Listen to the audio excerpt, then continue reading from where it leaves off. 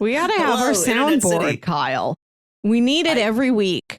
It's on my list of things to do is to get that sound blower that we talked about a couple weeks ago up and running. It's not yet. I all of the like voice mod changers of the stuff that I had, I took off because you couldn't hear them. Everyone else could, but not you. Yeah. So I was like, all right, once we actually nail down what we want and all that stuff, I'll put that stuff on there and I'll figure it all out. But I didn't want it like half-assed.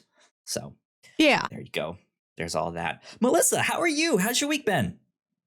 I'm doing fine, Kyle. How are you? Did I surprise you by asking how I you was were? startled. Oh my God, how dare he? I'm fine. I don't know. I just worked a lot. But I also got to record a podcast entirely in person for the first time in years. Fancy Since 2018. Yeah, we recorded an episode of Saturday Morning Obscurities where we'd already had a friend of my co-host and brother Jams who has agreed to come on, and his laptop broke and he wasn't able to Discord in and record remotely how we've always done it. So we managed to figure out how to do it in person. There you go. Which is exciting energy. Yeah, it is definitely different to record in person. First of all, just all of the technical stuff, right? Can we make two mics work? Do we just share one mic? It's a lot. But then, yeah, when you get to sit there and actually look at the person you're talking to, so much better, but so different. It's just because I remember at one point when we first started doing the Whatnauts stuff, Paul came back in town to Richmond to visit, and I got to have him sit 5 feet from me, and it was just this is awkward, I'm actually looking into your eyes. But it was good. It was fun. Sam is in the chat, and yes, I do have chat pulled up this time, so you won't have to yell at me. Sam, did you buy those holographic shoes? I think so. I happened to see that on Twitter too. Sam bought the shiny holographic shoes that she found for $8 at the thrift store. So now you all know. Wow, yeah. They were terrifying. Good That's deal. what the text said, and I'm like, Sam, you're right. That is an intense amount of holography, holowosity. Also, thanks for letting me know that the captions extension is not working on there. I was hoping to have that in there and have it work. I don't understand why it's not, but I will look into that. So thank you. But yeah, this week has been good. I feel like lots of TV stuff has been happening. Because we had Boba Fett last week. We had the Super Bowl. Yes. We had the new trailer for Nope. We had the new trailer for Doctor Strange. We had that TV spot for Moon Knight. We had that new trailer for all the upcoming DC movies last week. We had Peacemaker. We had it's all happening now is the thing. And Paramount had a big week this week. I was surprised by that one day they just started announcing things, and I was just, oh, okay. Turns out these days are fun. Investor call, yeah. So good for them. Good for them. So welcome, party peoples, to the Whatnauts Captain's Log number 179. Yeah. So we're here to have some fun. We are. I'm in a good mood. That's good. So congratulations to my roommate who actually just closed on her new house. She bought the house that I'm in here right now. So this is my roommate's house now. She is my nice.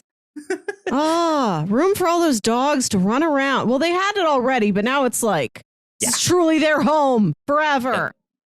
Indeed. So congrats to her and her boyfriend for closing on that. They did that today.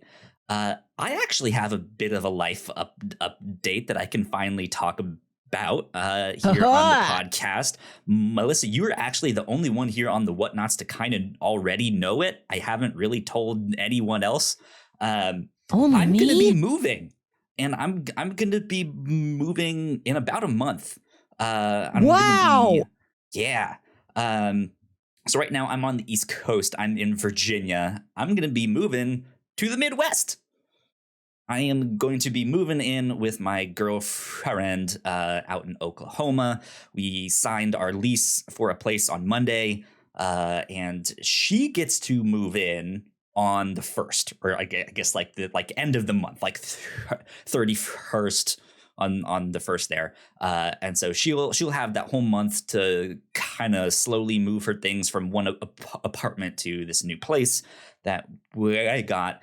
And then I have some like a few last things that I need to do here in Richmond. It's my other roommate's birthday, so I'm going to be in town for all of that. And then I know they want to throw me a going away party and stuff like that. So yeah, I'm excited though. I have like one more month here in Virginia.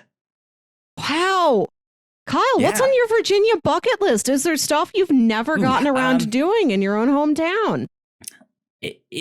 Well, no, not really. I don't feel like I have a bucket list for Virginia, because I grew up in Northern Virginia, so we did all of the stuff that was in like DC. We went to go, like, I've been to go see the Nationals play. I've been to go see the Washington Wizards. I went to go see the Wizards play when Michael Jordan was playing there. I went to go see them before they were the Wizards and they were the Washington Bullets. I've been to like the art museums out there, the Spy Museum. That's a fantastic I gotta get to one. That. Yeah, you would love that one. That would be fantastic. Just learned about an outstanding building in Richmond. I'm wondering if you've ever heard of it. Back in the 50s, 60s, 70s, 80s, thereabouts, the mid-century, the age of the department store and of catalog shopping, there was a series of stores called Best Products. And I think they had these showrooms that you would go to, where you'd see everything set up, kind of like the showroom at IKEA. You could buy things there, but also this was meant to be a visual representation of catalogs. They did a lot of catalog. Okay, yeah. And the people who owned this company were super into art, and they hired this like avant-garde architect to design a lot of their stores. So there's a store that had like a wedge of it that comes out. Like, it looks like a normal brick building, and then part of the bricks just like move on a set of wheels, and there's just like a chunk taken out of the building. Interesting. There's one that has like a brick facade on the front of it, but it looks like the brick facade is peeling away. Yeah. What's the name of the building? I just Googled Best Building Richmond. They had a number of these stores across the country, and the only one of these that is still standing is there in Richmond, Virginia. It is no longer a Best store. It was purchased by a church, but the church chose to keep this building in the condition that it was when it was a Best store. And it looks like a normal storefront of a big brick box of a building. But then you walk through the doors and you're in this like garden area. Like, it is open. It's like there's just like a facade at the front, and then a garden, and then you walk through like the actual store itself. Weird. So if I'm not familiar with this at all, but it looks like the one here in Richmond has, because this is from the Richmond Magazine website, but there is one on Google. It is the Best store. Their logo is pretty terrible, but it looks like the brick wall is being like peeled off like a page and a book. Oh, that seems to be the one. That's that one. That one's not standing anymore. There's one that looks like the front of the building has just been like moved away, and then a garden was stuck in the middle of it. So when you're standing in front of the building, it looks like there's a bunch of trees growing out of the roof of the building. Okay, so it might be this does it look like that? I mean, you say like the wall got like moved away. It kind of looks like there's like a tear, like if someone was to like tear paper. Is it that one? Okay, that's the one I have up. It's the one that is trees growing out of it, Kyle. It's that one. They have all sorts of stuff. Like they have another one. It's a best building that, like the bricks are all like it looks like a jagged, like, hey, the building's been knocked down, and there's like a big pile of all the bricks. They have all sorts of stuff. It's neat stuff. It's interesting. I like that one too. Yeah, where that's kind of wild. It looks like the bottom corner has been like pulled out of the building. That's interesting. I had seen pictures of these on the internet years ago. Oh, I tried to put a file in our live stream chat, but that is a weird image file format I grabbed off of Google. But the YouTube channel Bright Sun Films, who does this amazing series called Abandoned, all about abandoned places, these like little mini documentaries. It's not really urban exploring. They rarely do that, but it's just like, here's the history of this place and why it was built and how it was built and how it thrived and then how it had a downturn and what condition the place is in now and what remnants there still exist of this old place. And they've also got a sub-series called Bankrupt that's about bankrupt retail chains. And then within that, bankrupt businesses of all kinds. But then within that, if there's abandoned buildings left over from this company. And they had a whole great video about all these best stores. And I'm so sad they don't exist anymore. But you've got the last remnant, Kyle. I'm kind of surprised too, being at the like VCU art school for so long that I was unaware of this. Did not know it. The stuff that we usually tell people is like, we used to have we have Monument Avenue, which is one of the place like during all the Black Lives Matter protests, like all of those big statues just got like torn down and painted on and stuff like that. You probably saw some pictures there of that. There is an Edgar Allan Poe museum. There's good like food places and stuff like that, but never heard of this. The best building is in Richmond. the best one, the last best building in Richmond. That's funny. That sounds like something like a DreamWorks movie would do. The last best building. Good stuff. No other buildings were good enough. Right. Let's get back to the TV stuff, though. That's been happening this week, because we got a lot to talk about with all of that stuff. Melissa, I say we jump right in with the big one, Doctor Strange and the Multiverse of Madness here. We got a brand new trailer for Doctor Strange during the Super Bowl, which I didn't watch anything of. But man, what a trailer. Holy shit, I am in. That movie looks so good. And it especially packed full of details. That whole trailer, I feel like, was better than the first movie. To be honest, like that movie's fine. But in the grand scheme of like Marvel movies, right? It's not one of their best ones.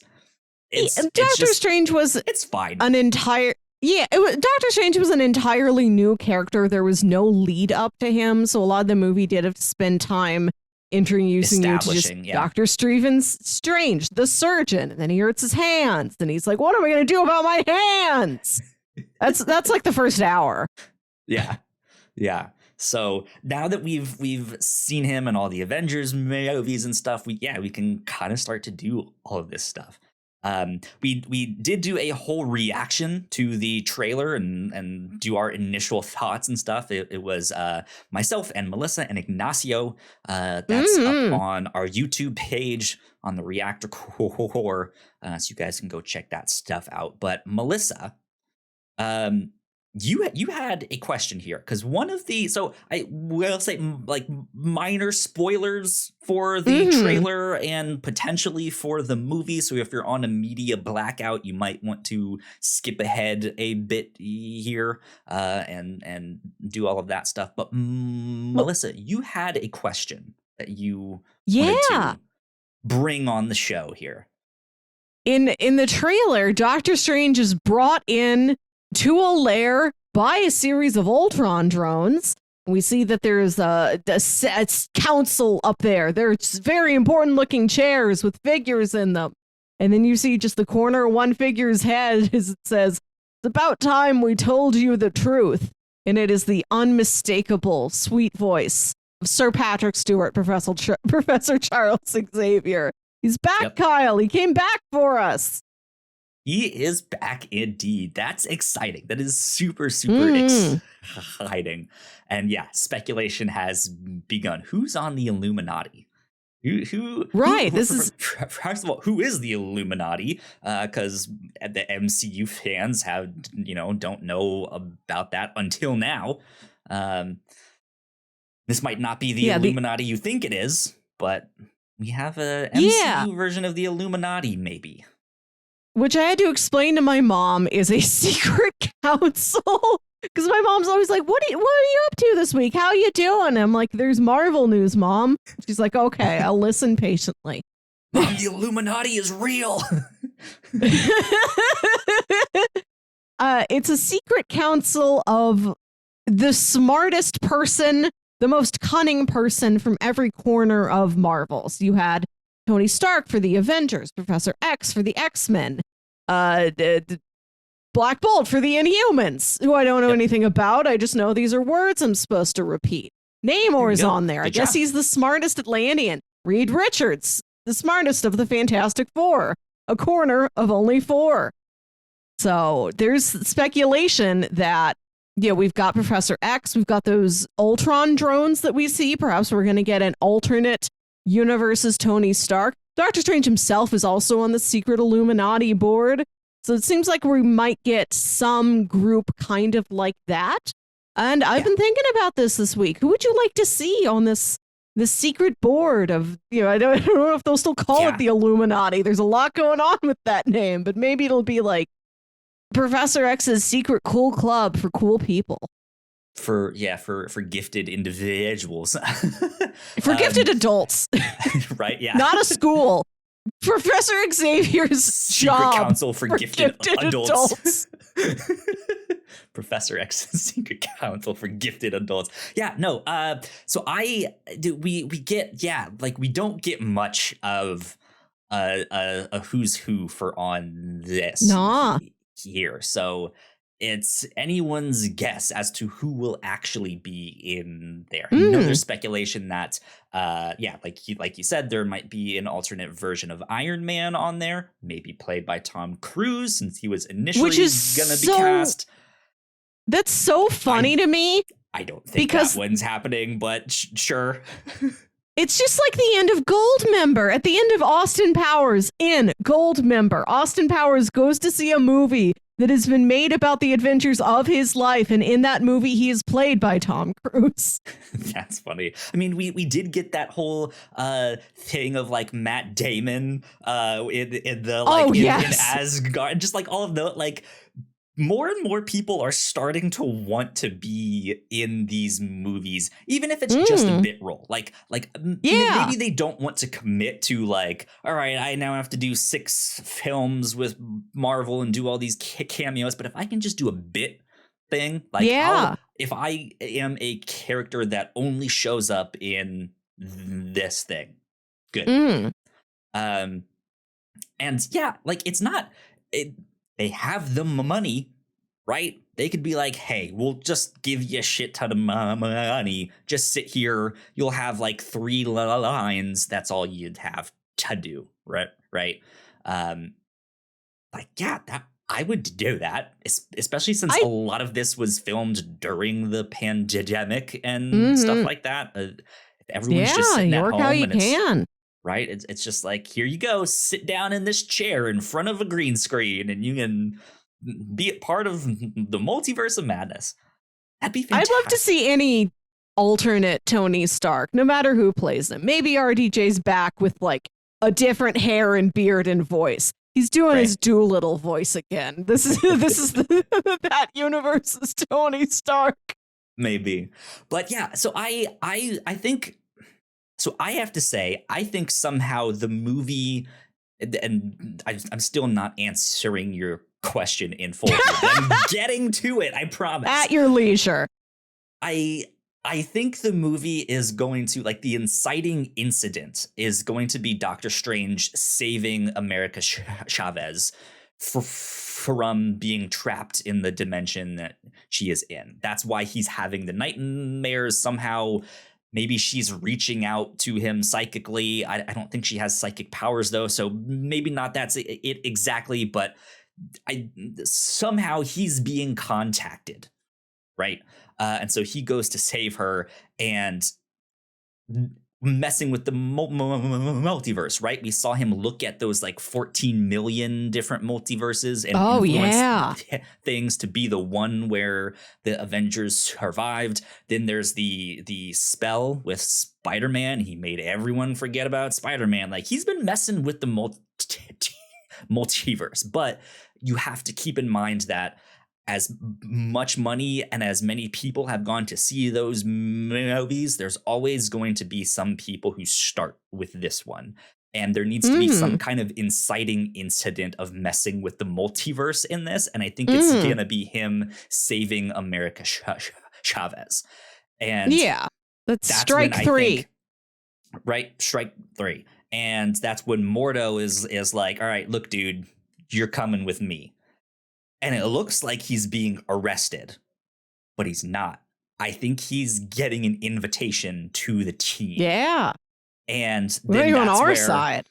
Yeah. And that's where, like, they're like, hey, don't be messing with the multiverse. That's bad. But you saved the girl. That's good.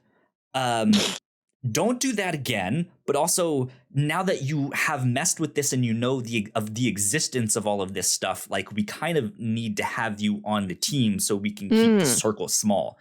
And I think they told Wanda no, and didn't invite her on the team. That's why there's that line in there that is like, hey, when you do it, you're a hero, but when I do it, I'm the villain.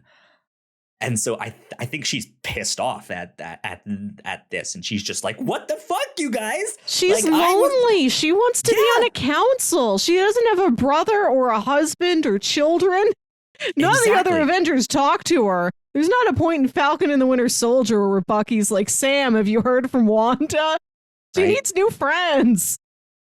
Yeah, so I think she's pissed off, and that's why she's gonna maybe be the antagonist against this, like, boys club school for gifted adults, right? So yes, so all of that said, I want Doctor Strange to get an invite on there. Of course, we want Professor X. I want Captain Carter on there. Yeah. I think she's on there. Strong evidence. We saw that one person walking in that one scene where we see all the chairs. They're walking and they have a sword on their back. And that, I mean, there are characters in the Marvel universe that have swords, none on the Illuminati. Blade? Does Blade have Blade has a blade, right? Maybe. He could. I don't know. He could, but I don't usually see him as like, oh, he's a sword wielder. Okay. But especially since Captain Carter has already been involved in a multiversal event, it would make sense to have her on the team. We also have in the official poster, in one of the like shattered mirror things, there is a reflection of her shield. So again, just more like, maybe Captain Carter is going to be in this movie. Interesting. I think that'd be fun. Haley Atwell reprising her role, but as Captain Carter, that'd be fantastic. Speaking of fantastic, I'd love to see, could this be our first inkling of it? Could we get a Reed? That was my major vote when we were doing our trailer reaction. I think so. I want Owen Grufford back. I think so. Who do you want to play him though? Because here's the thing. I like we mentioned for Tom Cruise, I think this is an opportunity to like do a wink and a nod to an older series, but also not have them be the one that we get going forward in the new Fantastic Four movie. This is a Reed from another dimension, right? I'm telling you, Owen Grufford, the one from the old like 2005 movie. Him, I like him. He would be fantastic. No pun intended. I know a lot of people have fan casted John Krasinski. My dad one week excitedly was like, Kyle, did you hear who John Krasinski has been cast as in Doctor Strange? This was like a month ago. And I was like, a month ago. Dad, how did, like, I haven't heard any news about that. Like, Twitter's not blowing up on that. Like, what are you talking about here? And of course, he has some like news aggregator app thing that just pulls in things from any site. And I'm like, yeah, Dad, that's not been confirmed. That's just like a fan casting. And that site like took that and ran and was just like, oh my God, you guys, he's in the movie. And it's wild what dads think they know. My like year and a half ago, whatever, when we're starting to learn things about the Eternals, you know, that one picture of Kumail Nanjiani and he's super buff. My dad saw that and thought, oh, Kumail's our new Wolverine. Why else would he be so buff? He got shredded to be Wolverine in the Eternals, right? Because Wolverine I wonder if that's can't die. He has a healing factor. He's eternal, right? I don't know if that's his process for every time he sees a buff man is like, oh, that's got to be Wolverine practice. We got to get a new Wolverine sometime. Yeah. How dare dads think they know stuff, right? God. I would like I think having John Krasinski as a Reed Richards in that could be fun. Yeah. Though I think that one would be a little bit more of a slap in the face there of like, well, it's not going to be the one you see going forward, but maybe it could be, right? I don't know. And like, we don't know anything about this Fantastic Four reboot. Maybe it's, like they're making them younger and they don't have to be as young as like that last Fantastic Four movie we saw, but maybe they're all like 35. I don't know. Offense to John Krasinski. He's a very healthy, excellent man, but maybe he's just not their vision. But they do think it's an interesting concept. And they're like, we'd like to see you do this for 15 minutes once. And he's like, yeah, I'm down for 15 minutes. I got to make more quiet movies about different places. In the more recent Fantastic Four film, Miles Teller. Miles Teller, yeah, I thought so. So I haven't seen. You didn't do a bad job. Fantastic. I just watched it. We can get to this later, Kyle. I watched both these Fantastic Four movies this week. One of my favorite villains in the Marvel universe is a character named Maker. And it's an alternate universe Reed Richards who went evil. He's from the Ultimate Universe, same one where Miles Morales was created in the comics, all that stuff. I could, if they go with someone younger and they get Miles Teller to play him, how interesting would it be if down the road he then becomes a villain in the MCU? That would be fantastic. I that's just a word that I use. Right. I'm not trying to make puns there. I'm so sorry. Yeah. But yeah, I think that would be really cool. We could go a lot of different ways. I want to tell you what I've been thinking about all week. I like the tactic of we pulled somebody very smart, like a genius or tactician or somebody whose advice you definitely want from all these different corners of the Marvel universe. And of course, the universe we have in the MCU it's got a different makeup to it than the one we see in the comics. Different stories have more weight to them. Sure. And like, I'd like to see every different cosmic corner of the MCU represented or acknowledged in some way. And I thought, who's truly a very intelligent character who's proven himself to get out of a scrape and be able to help people? Sam, hold on. Sorry, 1 sec. Sam just posted a link in chat to the Thesaurus entry for Fantastic. Thanks, Sam. You work hard for us. Okay, Sam.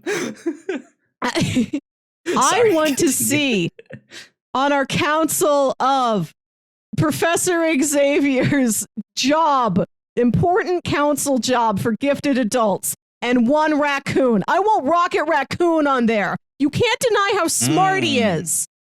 Interesting. That's what I want. Or if we're really getting wild with it, an actual Bradley Cooper who's a rocket from one universe so wild that he's a human man and not a raccoon at all. That could be interesting. I wasn't even thinking about like more cosmic characters. I could even see them to reintroduce a version of the Nova Corps, like have Nova be on there, and like, here's Richard Rider. He's Nova. He's a intergalactic space cop. All that stuff. The one that I've been wanting. Because here's the thing, we also have a Black Panther movie coming up. And we know that Wakanda is technologically much, much further advanced than the stuff the rest of the world has. I don't want them to recast T'Challa. I could see them recasting T'Chaka. Like, give me a younger version of T'Chaka. Oh, I like that a lot. I enjoy T'Chaka. I really liked in that What If episode where he lived and unfortunately T'Challa died, which was sad. Right. But I'm like, nice to have more T'Chaka time. He seems like a nice man.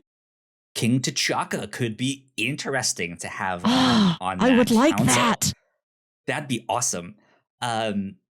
He's the one that I've been thinking of the most of just like, I really feel like a Black Panther deserves to be on there. Like, someone from Wakanda deserves to be on there. Yes. Of course, it could be Shuri. It could be the Queen, right? Like, it could be a number of people there.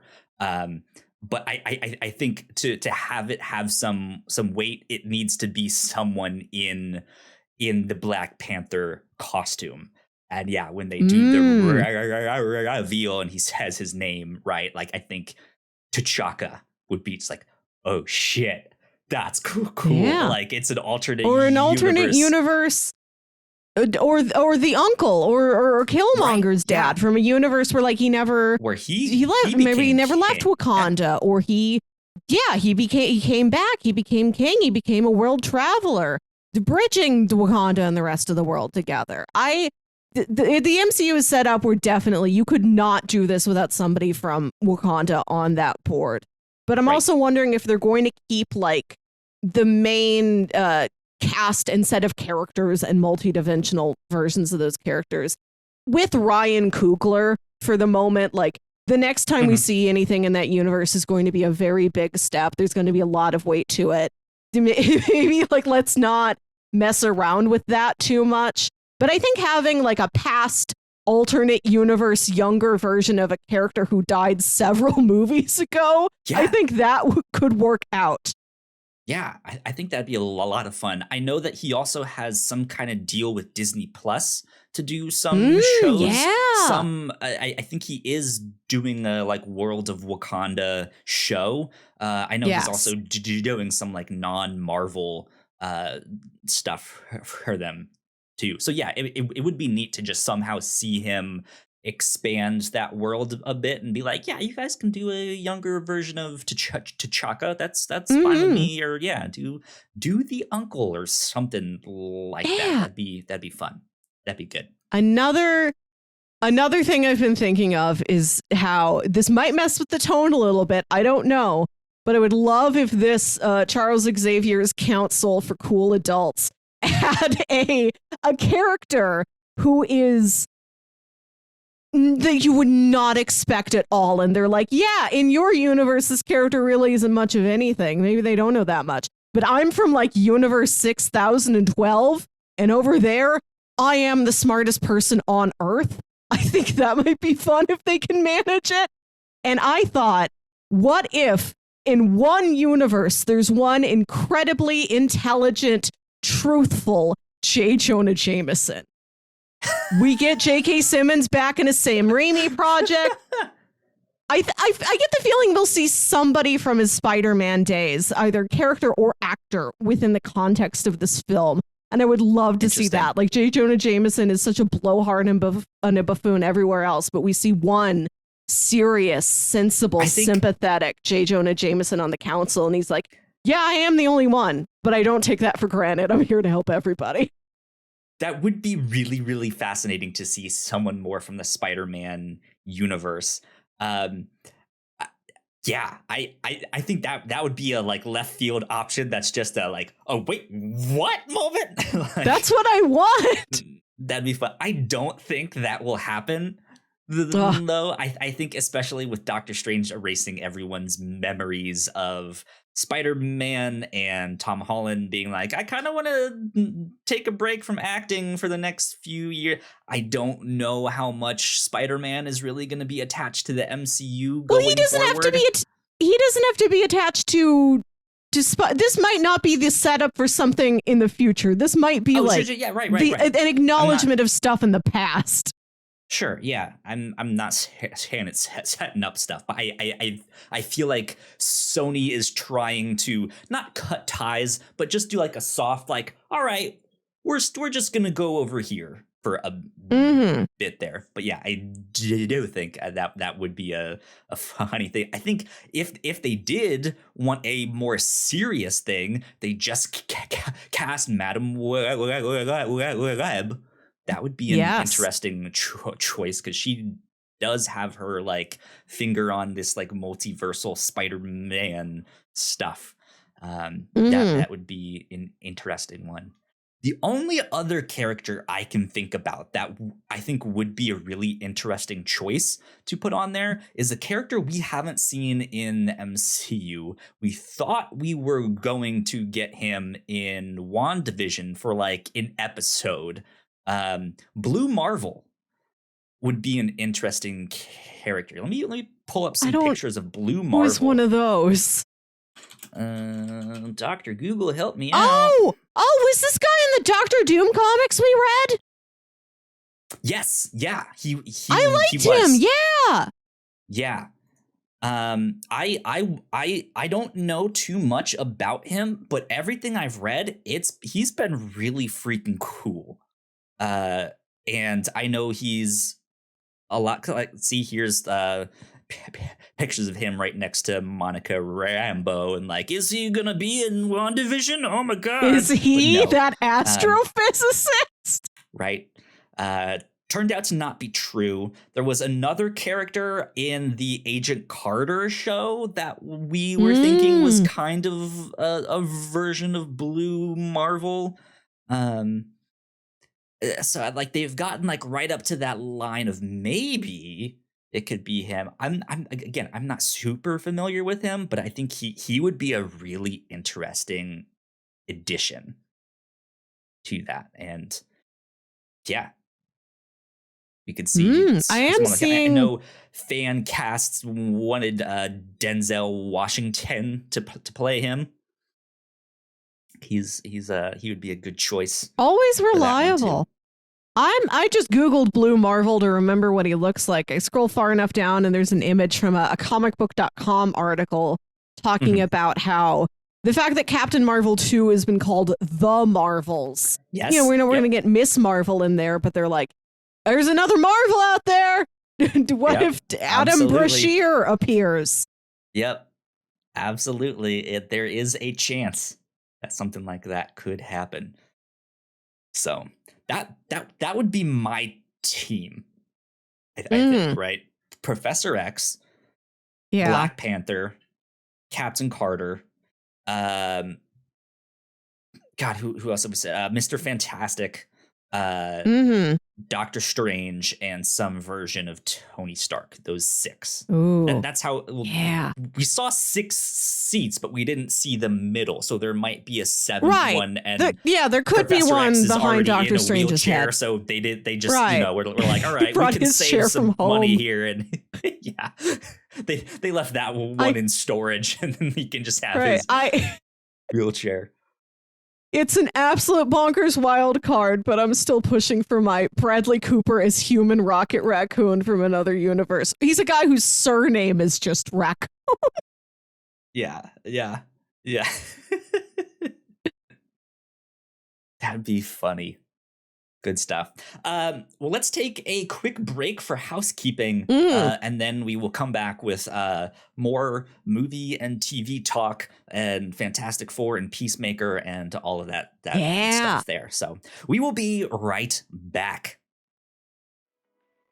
We put a lot of hard work into the shows that we make, and yes, we make multiple different shows here at the Whatnauts, and we'd love it if you check them all out.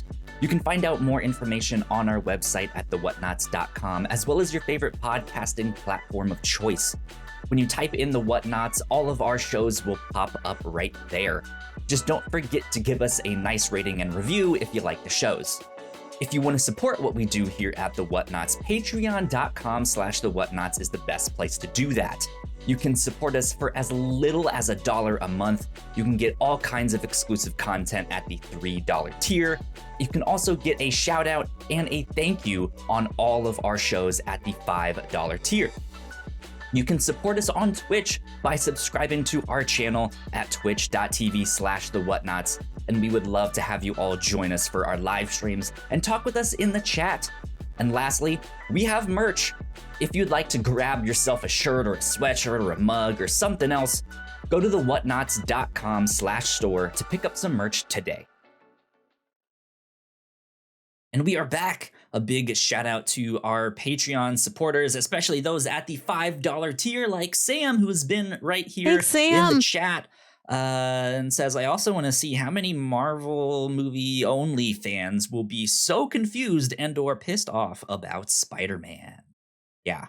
All that stuff. So thank you, Sam, for supporting us. We appreciate it. We love you a lot. It means a ton. So yeah, thank you. Cool things that we have been reread that. I also want to see how many Marvel movies only fans and the two lines before that. Okay, see, when will Spider-Man show up in the? Is that right? Yeah, when will Spider-Man show up in the Marvel Cinematic Universe? I want to watch the movie about Spider-Man. I also want to see how many Marvel movies only fans will be so confused and or pissed off about Spider-Man. She's yelling at me. Spiders Man, is that it? Spiders Man. Spiders plural, man. Spiders Man is an outlier and shouldn't be counted. There is in the comics at some point he does become Man Spider, where he has like 6 arms and stuff like that. That's cool. He's just like, shit, now I have to, what is MJ gonna think? I gotta get Aunt May to sew me a new suit with so many more arms. Right?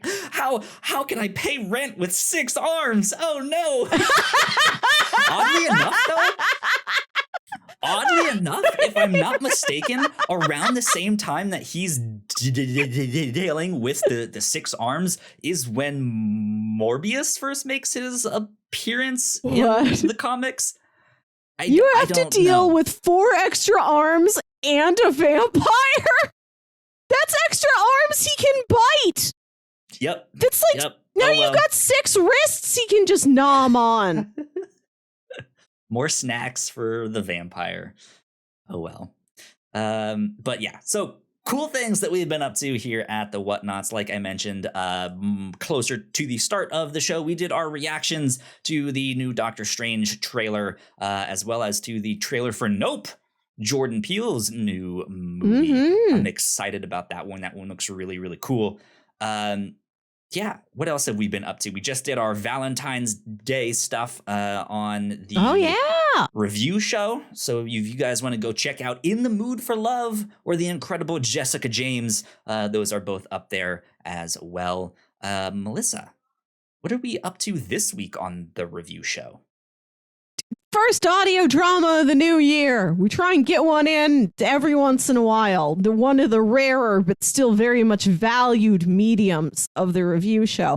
We are listening to the audio drama Brimstone Valley Mall, which is about a group of demons who work undercover in a mall in 1999 in the days before the Y2K apocalypse. Yep. It's so I've listened to the first half of it so far. I'm going to spend the rest of the day tomorrow finishing it up. It's a lot of fun. You should go check it out.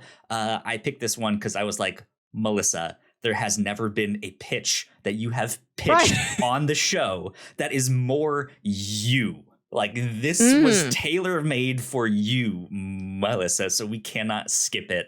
And that's what we're up to this week. It's been a lot of fun. And then a brand new Horizon game came out, Horizon Forbidden West, the sequel to Horizon Forbidden Dawn. If you want to hear about our thoughts on that game, we will be recording crossplay tomorrow. We're recording this on Friday, so tomorrow is Saturday. Yes. All that stuff. Be on the lookout. It'll be out real soon. We've been playing that. So go check out Crossplay, our video game podcast over there. Yeah. There you go. So before we get back into the Marvel and DC comic stuff, real fast, I want to say that I got to watch Nightmare Alley. Hey! Which I know you went to go see in theaters, right? I did. Yeah. I didn't know it was going to be so easily available on HBO Max such a short time later. I think it was on Hulu too. I think, 2 places. I already have. It's I think especially with this, like, guys, this one could win the Oscar for Best Picture. They're like, get this out in front of as many people as you can right now. So yeah, I watched it on HBO Max. I enjoyed it a lot. It was fantastic. It was really, really good. It was really moody. It was really dark. It is. It's not uplifting, right? It's not a light movie. It's very heavy, I think is the word. I think. If you guys like crime noir, all that stuff, this is going to be right up there. And Bradley Cooper does a fantastic job. He's very good in that movie. Yes. He's great. Yeah. I loved it a lot. So I'm glad. I'm happy to hear it. I don't think the plot completely came together for me at the end of the movie, but I loved everything else that was on screen. Great cast, great performances, beautiful the production design, the costuming, the lighting. Guillermo del Toro, a master of light and shadow, a genius with the camera. What a beautiful, probably the most beautiful film of the year. Yeah, it looks amazing. I almost said fantastic. So then you would know I wasn't doing it on purpose. But yeah. So we mentioned we'd circle back around to the Fantastic Four movies that you just watched. Yeah. So you rewatched which ones? Did you rewatch them all? Because I did 3. How many Fantastic Four movies have been made? Technically 4. Right, in the 90s. The Corman one, right? Yes, the trash can one. I've seen like a recap video of it. I've never seen it. Don't know where I could see the thing. I'd have to go searching. I watched the Fantastic Four, the one from like 2004, 2005, the Chris Evans one. I haven't watched The Silver Surfer because it wasn't on Disney Plus, and I'm like, I have to I have to have Fantastic Four Rise of the Silver Surfer in my search history to go find where it is. I don't know about that yet. But yeah, so I watched that one, and then I watched the Fantastic Four that has like the number 4 jammed in to replace one of the letter A's. The one from the one where Chris Evans is the Human Torch, and the one where Michael B. Jordan is the Human Torch. I watched both of those. Because I thought, if I'm going to come out here swinging, being a big advocate for put the original Reed Richards back in there, let me revisit that movie and make sure I do like it as much as I remembered, and I did. Yeah, it's of the time. I think it's fine for when it is, but yeah, didn't really make waves. I did not. When I first saw the movie, I didn't like it at all, and I think it was partially because superhero just wasn't a genre that appealed to me until I was in college, until the MCU was gathering steam. It like never worked for me before that. So I just didn't have the right receptors in my brain at the time, I think. But then I watched a bit of it a couple years ago, and I'm like, oh, this is actually kind of fun. They're Reed Richards, very handsome. So I watched it again, like in full, consciously as an adult this week. It's quaint, almost. It feels so early 2000s. It looks so expensive. I've never thought this while watching a movie before. Gee, that looks expensive. But there's so much. Everything's of a very high production value, even if it isn't stylish. Like the Baxter Building's a very cool looking set, but it's not like a cohesive set. After they go to space and they get in that accident, they're recovering at some clinic owned by like Von Doom Industries. Like, wow, they're not just wearing like regular hospital scrubs. These are like designed nice costumes, but I don't get any sort of vibe off of this place. Like things are just individually well done, but it doesn't like make any overall style statement. My memory of it and just like big blockbuster AAA action films of that time and stuff like that is that everything was so overproduced that it just seemed plastic. Like if that makes sense, like fake in like a CGI way, but not in the sense that they necessarily used CGI. They just used effects or like everything's lens just flares shiny, and very bright. Shiny, or just like overly saturated or like really undersaturated in weird ways. It's just odd is what I would say. At one point in the movie, the Human Torch, he's tired of being cooped up in the Baxter Building.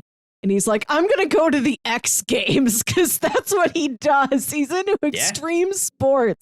And he sneaks away to compete in the X Games. And just looking at all of the sponsor banners there at that X Games, it's a huge banner for Sobe drinks. Yep. Very of the time. Huge banner for Dos Equis beer, immediately next to a huge banner for Lunchables. Like you're supposed to enjoy them together, which is what I want to see Johnny Storm doing. I mean, that sounds like something I would do, right? Just like buy a Lunchable and then have a beer with it. Like that'd be great. It was, and honestly, it breezed by. The movie was over before I knew it. It's not a great movie, but it goes down easy. It's a pleasant enough time. And then I watched the one from like 2013, 2014. So I watched the one with the most colors and then the one with the least colors. That's the one it's just murky. Seen. It's not good, but it was better than people had led me to believe it was. It seemed to kind of be victim of the like. It was Josh Trank, right? Who did that one? Is that his name? Yes. Man, I remember because I was at the time I was listening to Kevin Smith's podcast and stuff and all of that. And as they were like ramping up to like making this, he had him on the podcast to talk about the Fantastic Four and his ideas, and we're going to be doing it this way and that way. And man, he was so excited, and he was like, well, we're gonna have you on multiple times so we can check in with you throughout the process. And that first one, yeah, he was super excited. Second one, you could tell he was tired and was like, all right, he's in the middle of making this. There's a lot that he can't say because of NDAs and all of that stuff.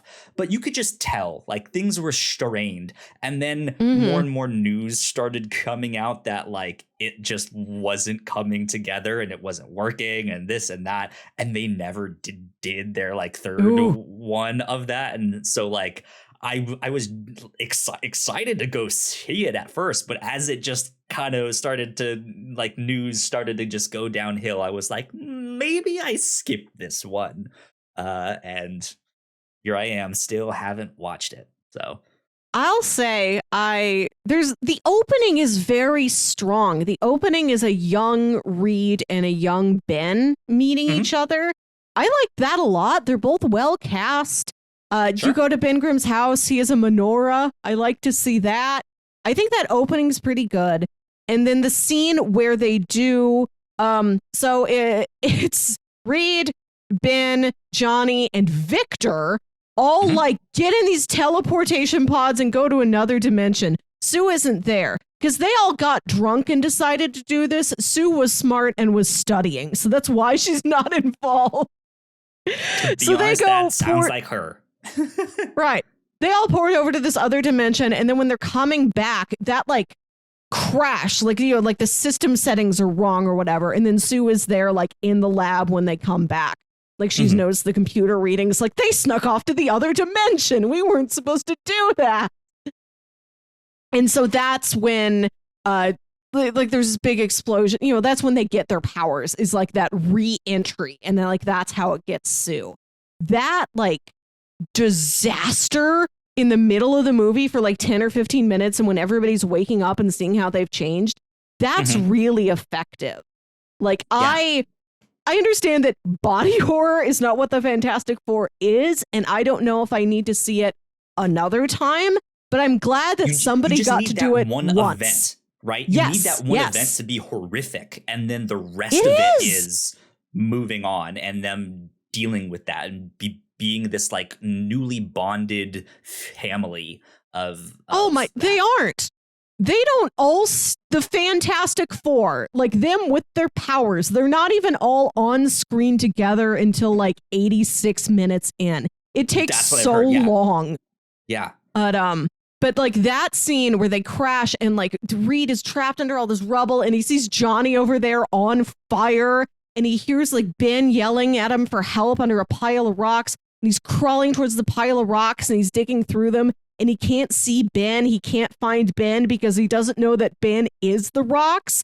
And then he hears like Johnny screaming, and then he turns around and he sees that he hasn't crawled to like drag his legs out from underneath this rubble.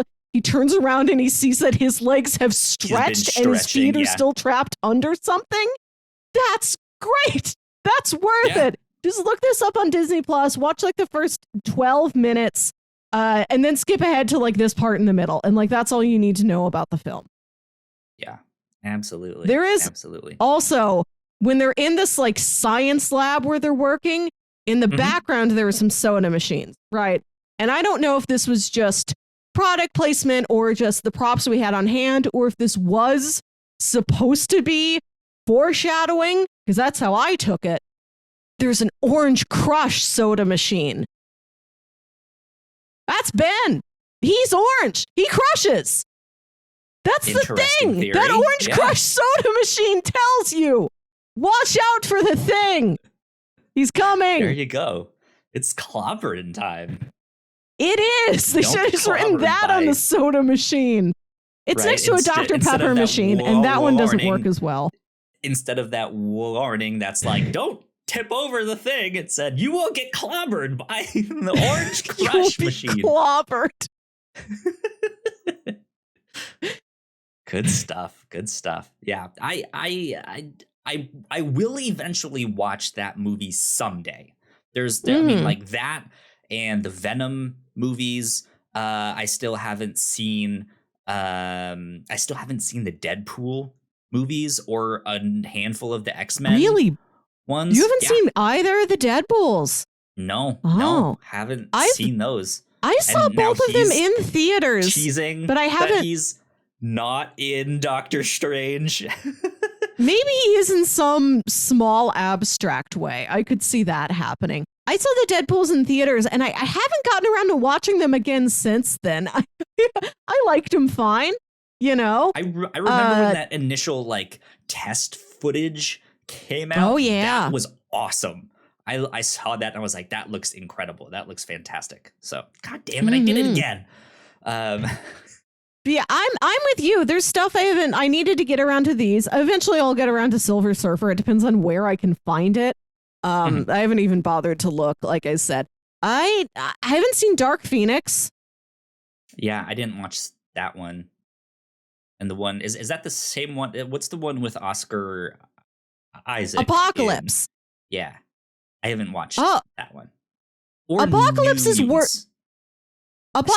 worth it for the like younger generation of mutants. It's like Scott, Jean, Jubilee, Storm, and Nightcrawler. And I hope I'm not forgetting another one. Those are all like teenagers in the movie, and they're all pretty good.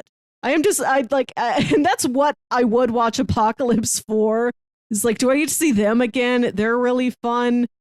New Mutants, I liked fine. I liked New Mutants more than I liked this Fantastic Four movie. That's fair. Yeah. That's fair. I think New Mutants has got something to it, even if it isn't entirely successful. Yeah. Yeah. Anyways. Have you seen that Power Rangers movie from a couple years ago? No, I have not. Okay. We'll check that one out. That one's actually pretty fun. But that and New Mutants and this Fantastic Four movie kind of remind me of each other. Like they've got some similar, like dark youth aesthetics going on. The thing that I heard about the Power Rangers film is that it was like, to a lot of people, it was still just way too cheesy and like, oh, this is bad, not good. But there's some that was like, no, that's what the Power Rangers were like. This is what we thought they were back then, of like how serious we thought it was. Is it still cheesy? Yes, because it should be, and that's what makes it fun. So I've heard like polarizing opinions of that one. I'd say out of all these crop of like superhero movies you haven't seen yet, man, I'd put Power Rangers up there. Watch the Deadpools, watch the Venoms, then watch that Power Rangers movie. It's got something. There you go. Good stuff. I wanted to talk real quickly before we wrap things up.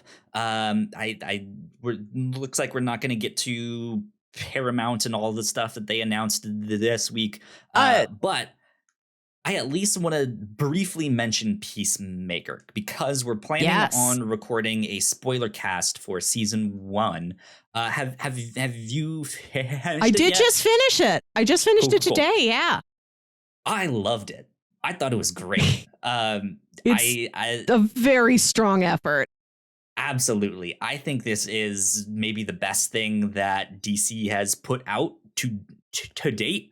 I think this is better than any of the Marvel shows that we've gotten so far. I was just like, I was not expecting this at all. And I think that's why I'm so just like, oh my God, this is amazing, right? Like I was expecting it to be like, well, maybe it could have a few fun moments. I don't know. I didn't really like the character. I thought he was a little too abrasive or stuff like that. And I just like, he's not a character that I liked going out of Suicide Squad. So why would I want to follow him in this entire show? By God, they did it. Yeah, that's what I've heard from a lot of people. It. Yeah, I feel like if you got something out of Peacemaker, if you enjoyed him, if you just thought he was interesting or you liked John Cena's performance, watch this. If you didn't like Peacemaker, the story goes a long way to dig into why he is unlikable and how he could improve himself. Yes, it is absolutely worth it. Because it really doesn't give a fuck that show, and in more ways than just one. It was a lot gorier than I was expecting, but it's also James Gunn, right? So on one hand, I was expecting that, but the fact that they let him get back to his old like trauma roots and do like that much like kind of cheesy gore and stuff like that was awesome, and it was so cool. There's some cameos in there, some references that were just like, this is great. This is like, they wouldn't ever allow this in any of the movies, but the fact that it's in this show is chef's kiss, spot on. Just like, this is awesome. it's funny, and it's surprisingly really heartfelt, really sincere. The relationship dynamics between all these characters in this little like task force team, it gets a lot out of them. Yeah, it certainly does. So yeah, we're hoping to record a spoiler cast on this weekend, so it should be out around the same time that this podcast goes live to everyone too. So keep your eyes on the Reactor Core podcast feed, because that will be up there shortly. Yeah, I think that's a good note to end the podcast on. Sure. Yeah. Check out Peacemaker. At the very least, check out the opening credits to Peacemaker, which we talked about a couple weeks ago, but it bears repeating. I now at the very least in my top 10 favorite opening credits of any like TV show or movie, probably in my top 5, but we haven't ranked those yet. We will do that on a future episode of the Captain's Log there. So good stuff. This was a good week. It felt busy because of all of that stuff in the past 2 weeks. So yeah, lot to talk about. There's many exciting things to look forward to on the horizon. We can get over to Paramount. We don't really need to, but just Star Trek stuff's happening. There's going to be another Chris Pine movie. I like those more than most other people I know. Sonic 3, a him too. TV show spinoff of the Sonic movies starring Knuckles. They announced more Teenage Mutant Ninja Turtle stuff. They announced more the Halo TV series hasn't even come out yet. They've already announced season 2. They announced so much. They had their investor day call. So go look up all of the stuff that they announced, because I just seeing thing after thing was like, oh, they're actually trying to like invest in content and put it up on this and get you to go subscribe, which I was not really expecting. I was like, well, they have Rugrats as kind of about it, I think. So this has like been like, oh, Paramount Plus has some stuff. Huh. Okay. We'll see. They've got apparently 6 different spin-offs of Yellowstone. Right? I didn't even know that show was doing that good. I know people liked it, but whatever. I've heard that it's like secretly a major hit. Like nobody talks about it. Like millions of people don't talk about it, but they do watch it. Yeah. Or at least has been a big hit like for that network and stuff like that. But I say we truly do wrap things up here. Melissa, where can the people find you on the internet? You can find me on Twitter and Instagram at WilkyWit. That's WILKYWIT. Listen to my other podcast, Saturday Morning Obscurities, I mentioned at the top of the show. This is a podcast where me and my brother Jams talk about weird old kids shows you feel like only you remember. And I'll tease it and say that the episode we recorded live this week is our first Saturday night obscurity, where we talk about an adult cartoon. There you go. Good stuff. Saturday Morning Obscurities After Dark. Good stuff. You guys can find me at Yo Kyle Springer on Twitter. And if you guys want to stay up to date with all that we do here at the Whatnauts, we are at the Whatnauts on Twitter. So please go like, share, subscribe. That would help us out a ton. If you guys could spread the word. Sam says, wait, only half of that was good news from all the Paramount Plus stuff. Yeah, take all that as you will. So some of that might not be good news, but at least they're trying. That was why I was just like, oh, okay, huh.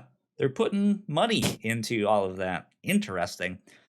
But yeah, there you go. Go like, share, subscribe, and we will see you all next week. Bye. Bye.